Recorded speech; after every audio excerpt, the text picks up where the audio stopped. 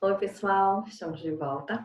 E agora nós vamos falar sobre as propriedades das linguagens regulares, tá? Vamos ver aqui então. Olha só, o que a gente tem para falar sobre isso, sobre a propriedade das linguagens regulares, tá?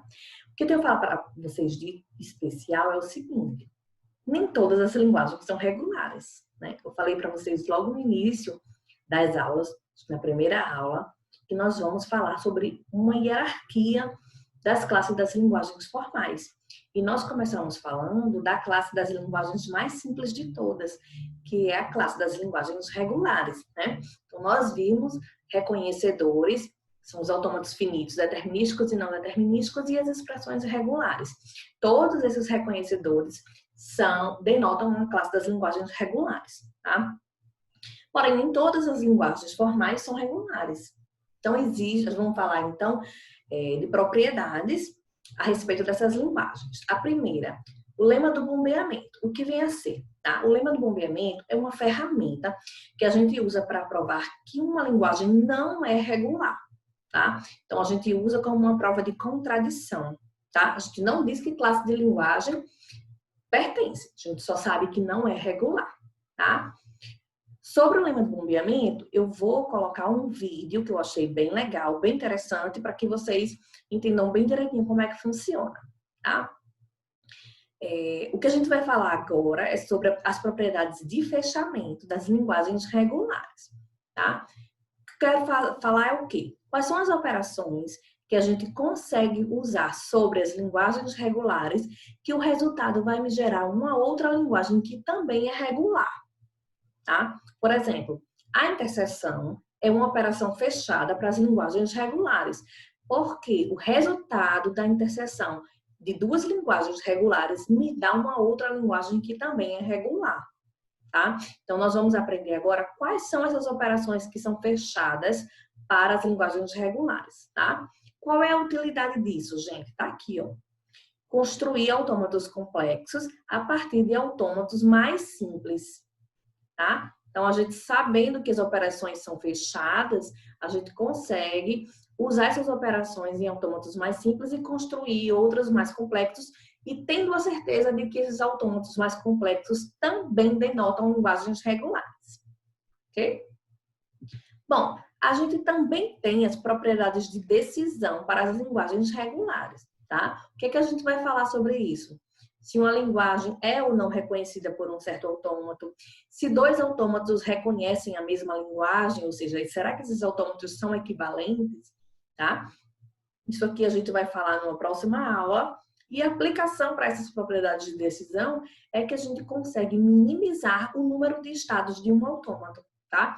Então, a gente consegue achar um autômato que é equivalente, ou seja, que denota a mesma linguagem, mas que tem um número reduzido de estados. Ok?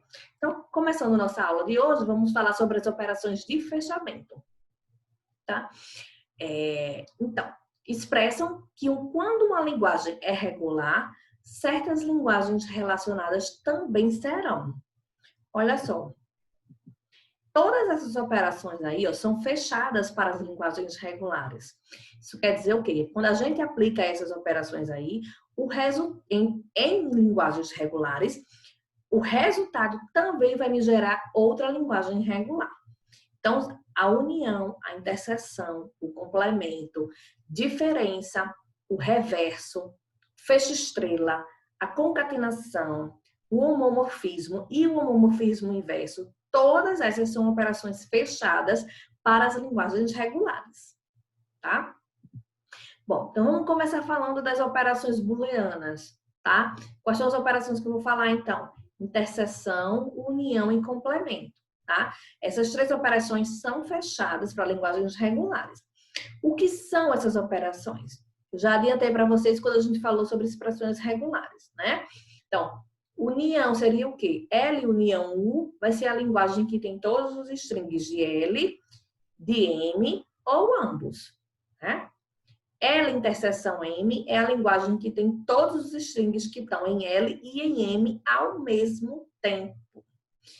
E o complemento de L, tá? Que L barrado, né? A gente aprende assim, é o conjunto das strings que estão no fecho estrela do alfabeto, mas que não estão em L, tá? Então, todas essas três operações são fechadas. Para a gente provar isso, tá? Vamos falar rapidamente sobre essas provas. Olha só, para provar a união, gente, a gente usa a definição de expressões regulares. Lá na definição, a gente tem o seguinte, que se L é a linguagem de uma expressão regular R e M é a linguagem de outra expressão S, por definição, a gente tem isso aqui, ó, que L união M vai ser a linguagem de R mais S, ou R ou S, né? Então, a própria definição de expressões regulares já me dá essa prova, tá? O complemento, como é que a gente prova, gente? O que é o complemento, né? Tá aqui, ó. É o fecho estrela do alfabeto menos todas as cadeias que estão na linguagem, tá? Para a gente fazer essa prova por expressão regular, como a gente fez com a união, a gente teria que fazer uma expressão regular do complemento. Como é que faz a expressão regular de um complemento, né? Complicado. Então, o que a gente faz é construir um autômato, né? Que aceita o complemento da linguagem L. Então, para a gente provar, a gente tem que construir ou uma expressão regular ou um autômato que denote essa linguagem, tá? E aí a gente está conseguindo provar. Nesse caso aqui, vamos provar com um autômato. E aí, como é que se constrói um autômato do complemento de uma linguagem, né? Então, ó, digamos que você tenha uma expressão regular, tá? Você vai converter essa expressão no EAFN, com a técnica que a gente aprendeu. Depois, vamos transformar esse EAFN num AFD usando a construção de subconjuntos, tá? Vamos complementar os estados de aceitação desse AFD. O que é que eu quero dizer como complementar? Quem era estado de aceitação vai deixar de ser, vai passar a ser um estado comum. E quem era um estado comum vai passar a ser um estado de aceitação, tá? Pronto. A partir daí, você transforma esse AFD novo, que é o complemento, para uma expressão regular, né? Por meio da técnica da eliminação de estados que a gente também aprendeu. Ok, então já temos então a expressão regular do complemento. Fácil, né? Para a interseção, como é que a gente vai fazer essa prova? Tá? Tem duas formas. A primeira é usar aqui a lei de De Morgan, né? Ou seja, a gente já provou que a união é fechada, a gente já provou que a complementação é fechada, então a interseção também é fechada, tá? E a outra forma é a gente construir um autômato para essa interseção, tá? Como é que se constrói um autômato da interseção de duas linguagens? Olha só.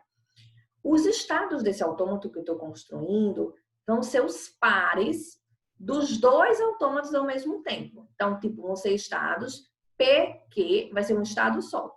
P é um estado do primeiro autômato e Q um estado do segundo autômato, tá? Então, eu vou fazer combinação 2 a 2 entre os estados dos autômatos, tá?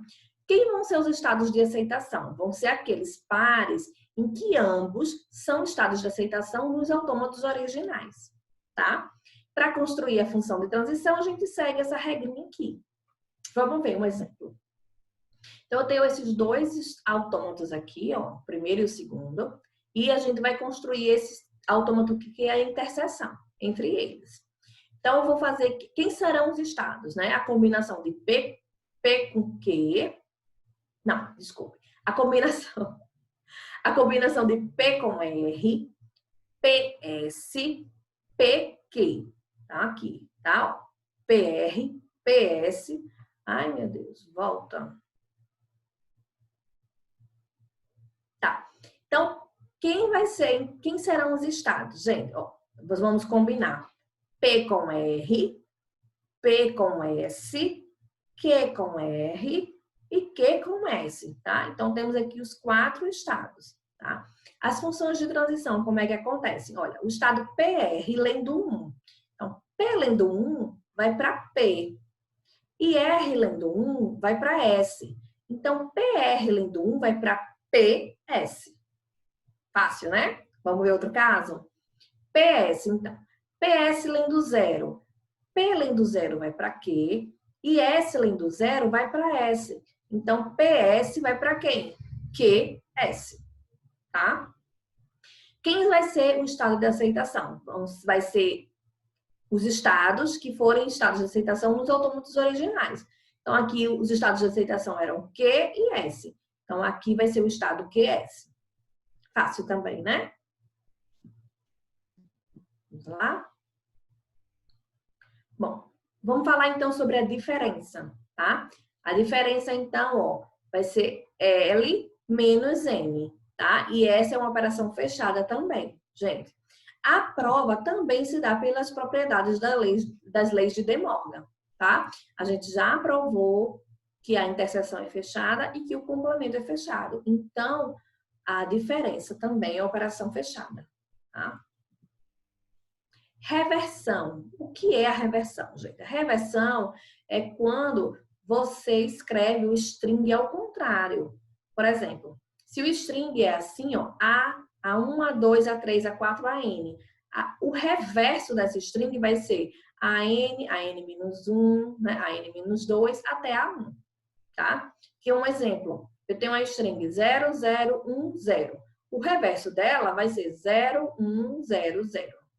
Tá? Essa operação reversa também é fechada, tá? Olha a prova. A prova da reversão também se dá pela construção de um outro autômato, tá? Então, se a gente construiu o autômato reverso, a gente provou. Como é que a gente faz essa reversão de um autômato, então? Você inverte todos os arcos do diagrama. Então, se o diagrama está indo no sentido para a direita, você coloca a transição para a esquerda, tá?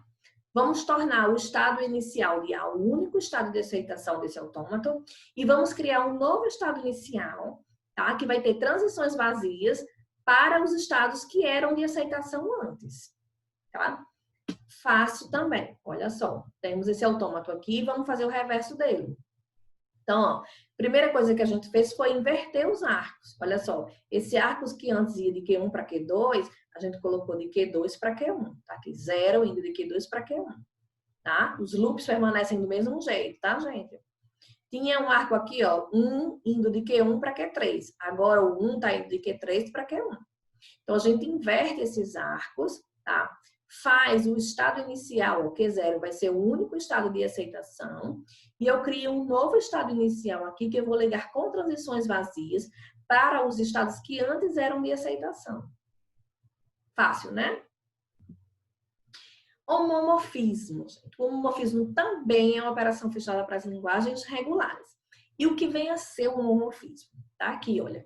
É uma função que substitui cada símbolo da string por um outro string específico. Por exemplo, essa função H aqui é um homomorfismo, tá? E está definida dessa forma. H de 0 é igual a AB e H de 1 é igual a epsilon. Isso quer dizer o quê? Que eu tenho que substituir todo 0 por AB e todo 1 por epsilon, tá? Então, quando eu aplicar essa função H a essa cadeia 0011, eu vou ter esse resultado aqui. Ou seja, eu troquei esse 0 por AB, esse 0 por AB, esse 1 por vazio e por vazio, tá? Fiquei com AB, AB. Então, formalmente falando, se H é o homomorfismo sobre um dado alfabeto e a cadeia for essa aqui, ó, de A1 até AN, então o homomorfismo aplicado a essa cadeia W vai me dar quem? A função H aplicada ao primeiro símbolo, depois a função H aplicada ao segundo símbolo e assim por diante, tá? Pois é, essa função, o homomorfismo, ela também pode ser aplicada a uma linguagem, não apenas às cadeias, tá? Como é que faz isso? Olha, o homomorfismo aplicado a uma linguagem L vai ser igual a gente aplicar essa função H a todas as cadeias W que estão na linguagem, tá? Por exemplo, aqui, ó. Então, definir H de 0 e H de 1 da mesma forma. Então, se L está representada dessa forma aqui, por essa expressão regular, 1, 0, estrela 1, quem vai ser, então, o homomorfismo de L, tá? Então, eu vou trocar o 1 por vazio, o 0 por AB, então fica AB estrela e vazio. Então, o homomorfismo de L vai ser isso aqui, ó, AB estrela, tá? E o teorema diz o seguinte, que se L é uma linguagem regular sobre um dado alfabeto e H é um homomorfismo sobre esse alfabeto, então H de L também vai ser regular, tá? Bom, a aula de hoje termina aqui.